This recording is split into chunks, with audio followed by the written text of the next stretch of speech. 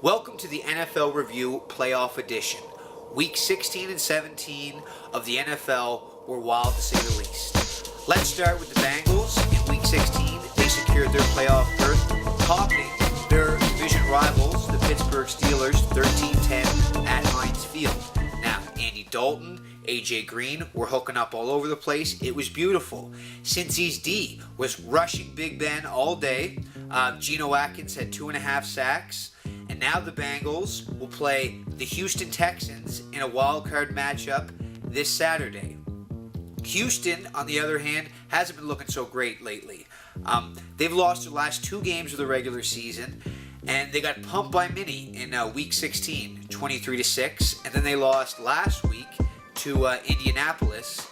So they have to look to improve because they finished the year 12-4, but now it's time to step up because their D has not been playing well of late. They've given up 51 points over their last few games, and Schwab's not really moving the ball around. Andre Johnson seems to be the only guy he can find.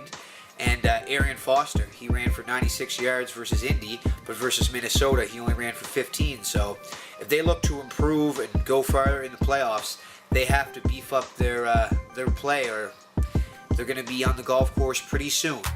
The Colts are primed for an upset over the Baltimore Ravens as they march into the playoffs, winning 5 of their last 6. Andrew Luck looks amazing.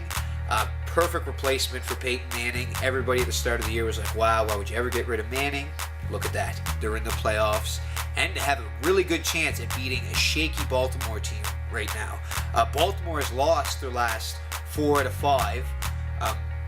Going into the playoffs, there's lots of question marks around the team. Joe Flacco, who is supposed to be some elite quarterback, is terrible. Missing guys long, can't hit a guy short. That pass game that got them to the AFC Championship last year, nowhere to be seen.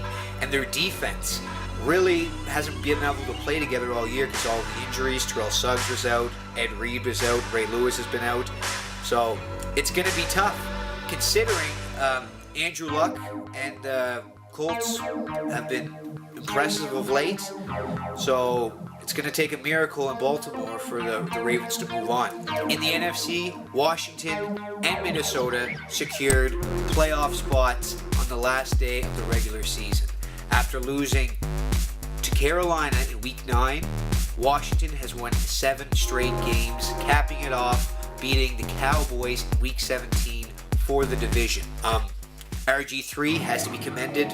Amazing quarterback, one of the best QB ratings around, and Alfred Morris, the running back, pounding up the gut. 1,600 yards in his first season in the NFL, second best in the league. Now Morris and the Redskins will host Marshawn Lynch and the Seattle Seahawks. This team is scary.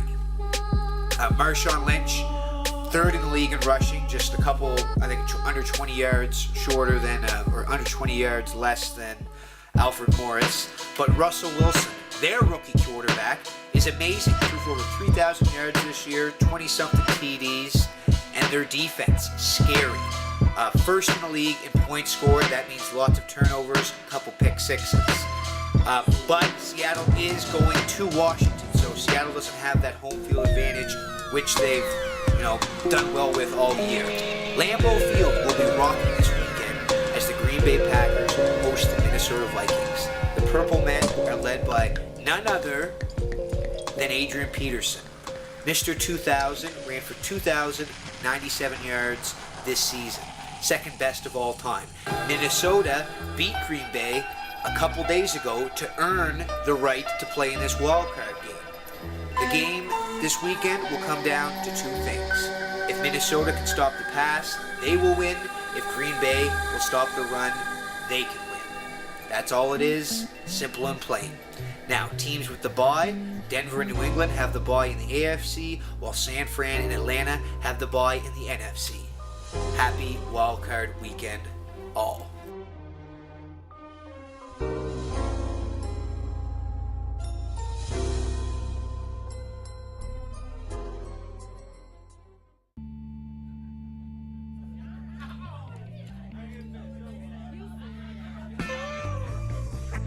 Don't hit you like home, get away to like songs.